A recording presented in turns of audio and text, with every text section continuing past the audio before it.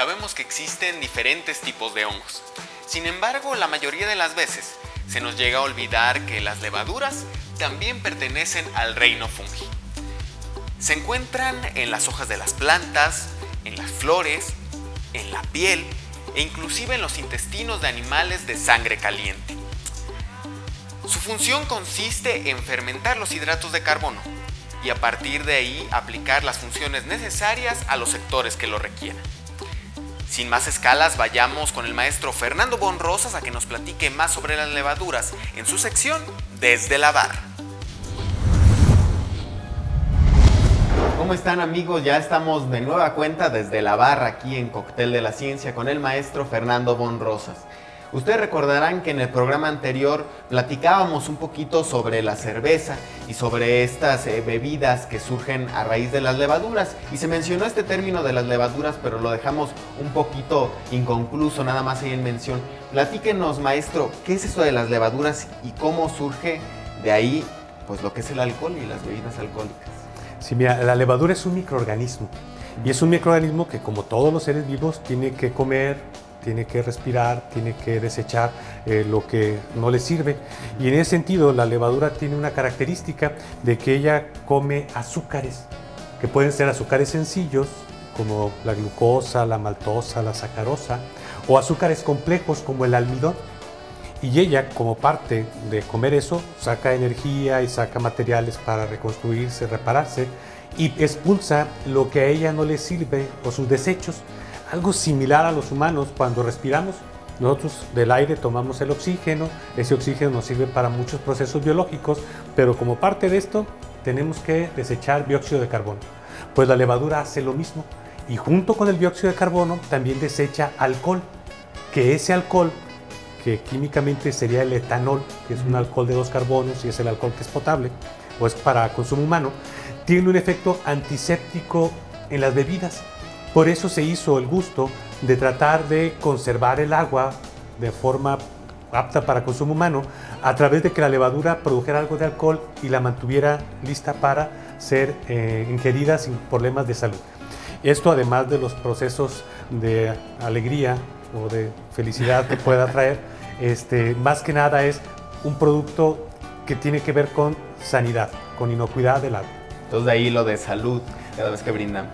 Sí, esa es la tradición, era desearle salud para que no le hiciera mal eso que se estaba consumiendo. Miren, o sea que pues tiene una raíz de que era más potable que el agua y entonces pues las mamás que luego no se enojen, ¿verdad? Cuando nosotros queremos ir a echarnos nuestras cervecitas, pues estamos nada más cuidando nuestra salud. Claro. Entonces esta sería la levadura, maestro. Eso. Sí, es un microorganismo. Sí, y ya te lo venden de manera comercial y sirve para hacer pan de levadura y sirve para hacer bebidas alcohólicas. Todas las bebidas alcohólicas se hacen a partir de que la levadura fermente los azúcares. En el caso de la cerveza, se dice que es una bebida de baja graduación alcohólica o de moderación. Por eso es que ahí en la etiqueta aparece menos de 6 grados. Pero con esta bebida nosotros podemos concentrar el alcohol haciendo un proceso que se conoce como destilación. Y esa destilación es lo que permite tener ya productos como son el whisky, el coñac, muchas bebidas alcohólicas destiladas. Es porque la levadura inicialmente transformó los azúcares en alcohol. A ver, maestro, ¿podríamos pasar al experimento y hacer esta demostración de cómo pues la levadura tiene este proceso? Claro, es muy sencillo.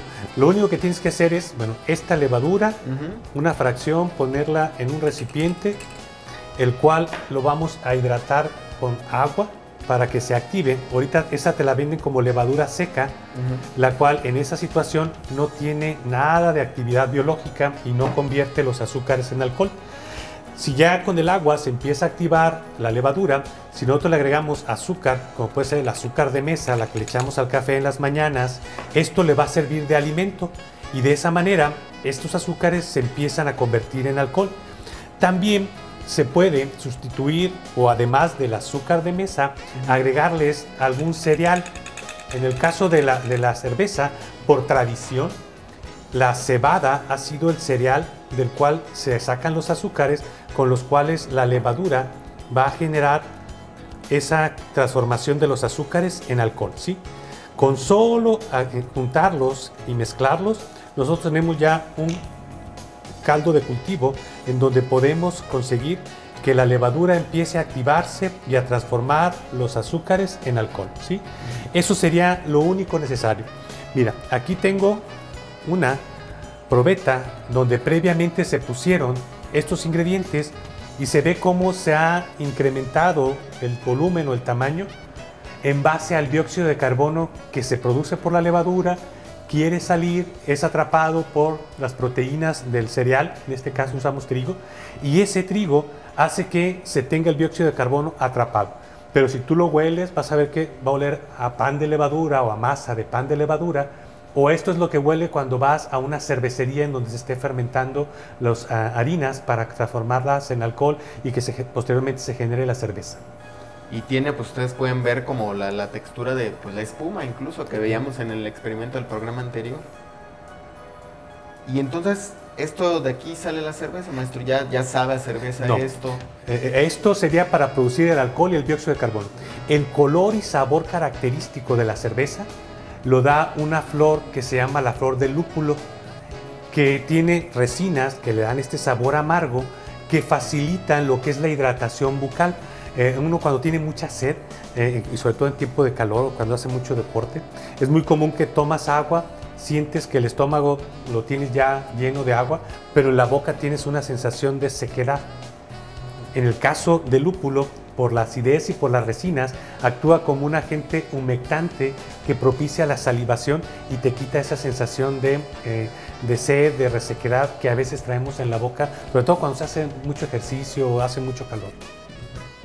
Pues muy bien, muchísimas gracias, maestro, qué interesante. Pues ya ven, en la cerveza hay ciencia y aquí desde la barra estamos y seguimos explicando los fenómenos científicos cotidianos, pero que siempre tienen un fundamento, aquí con el maestro Fernando von Rosas. Nosotros continuamos.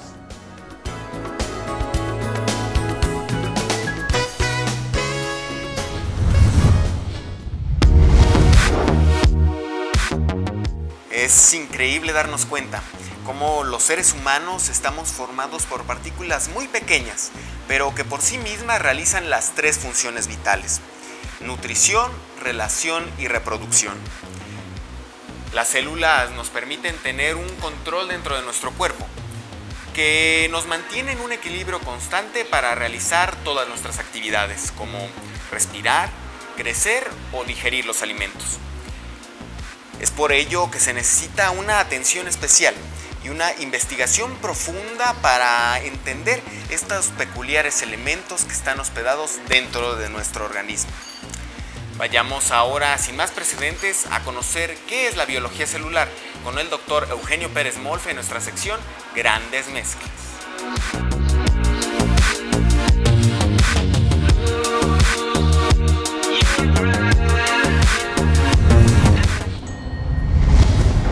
Desde hace ya muchos años, siglos en general, sabemos que las células son la unidad fundamental de los seres vivos. Todos los seres vivos estamos constituidos por millones de células, aunque también sabemos que hay organismos que están hechos, como por ejemplo las bacterias y los protozoarios, por una sola célula que vive libre y cumple con todas las funciones vitales de ese organismo.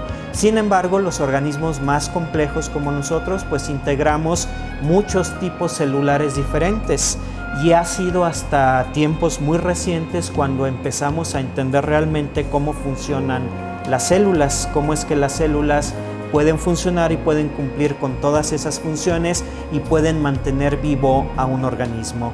Ahora sabemos que las células son en sí máquinas o estructuras, organismos muy complejos que están constituidos por varias partes, que tienen su centro de control y tienen ciertos organelos, que se les llama así, que cumplen con diferentes funciones dentro de esa célula, por pequeña que sea. De todos modos vamos a ver que tiene una estructura interna. Sabemos que el núcleo celular, por ejemplo, es donde está almacenada toda la información y es donde se controlan todos los procesos celulares. Las células también tienen sus centrales de energía que se llaman mitocondrias, y esas mitocondrias son las encargadas de procesar moléculas orgánicas para generar una forma de energía que se conoce como ATP, que es la energía que hace funcionar a las células. Las células también tienen todo un sistema de membranas internas, de canales internos, que les permiten enviar señales y recibir señales hacia el exterior o desde el exterior. Las células, si bien no tienen ojos, sí tienen alguna manera o tienen una forma de saber o de conocer lo que ocurre afuera de ellas y responder ante eso. Entonces, todos esos conocimientos de la biología celular nos han permitido entender ya desde ese punto de vista cómo funciona un ser vivo, desde el funcionamiento de sus células. Y uno de los conocimientos quizá más interesantes que se han logrado desarrollar actualmente es que las células complejas como la nuestra o como las células que nos forman a nosotros o las que forman a las plantas vienen de un proceso evolutivo muy interesante. Es decir, hace muchos millones de años, células más grandes engulleron, llamémosle así, se comieron a células más pequeñas, pero sin llegar a digerirlas, sino sin llegar a destruirlas, sino que las incorporaron como parte de su maquinaria. Poco a poco, a lo largo de un proceso muy complejo de coevolución, esas células pequeñas fueron perdiendo funciones, perdieron la capacidad de vivir independientemente y se quedaron ya para siempre dentro de las células mayores.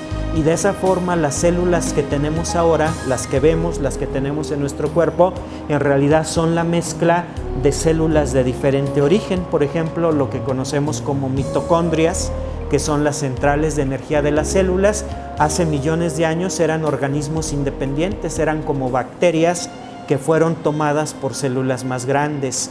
En el caso de las plantas, lo que conocemos nosotros como cloroplastos, que son estructuras que adentro de las células llevan a cabo la fotosíntesis de algunos otros procesos, en un momento de la historia evolutiva eran bacterias fotosintéticas que vivían solas, vivían de manera independiente como microorganismos en el ambiente, hasta que fueron englobados por células mayores que ahora se convirtieron en lo que conocemos como células vegetales o células de plantas. Entonces, en una célula vegetal, por ejemplo, tenemos una mezcla de 3 individuos, lo que era la célula grande, lo que son las mitocondrias, que son las reminiscencias de lo que en un momento fueron bacterias de vida libre, y lo que son los cloroplastos, donde se realiza la fotosíntesis, que es lo que queda de bacterias fotosintéticas que en un momento dado fueron engullidas por esa célula mayor. Entonces, entendiendo todo esto, hemos entendido mucho del proceso de conformación de las células y de los organismos que actualmente estamos constituidos por una suma de millones de células.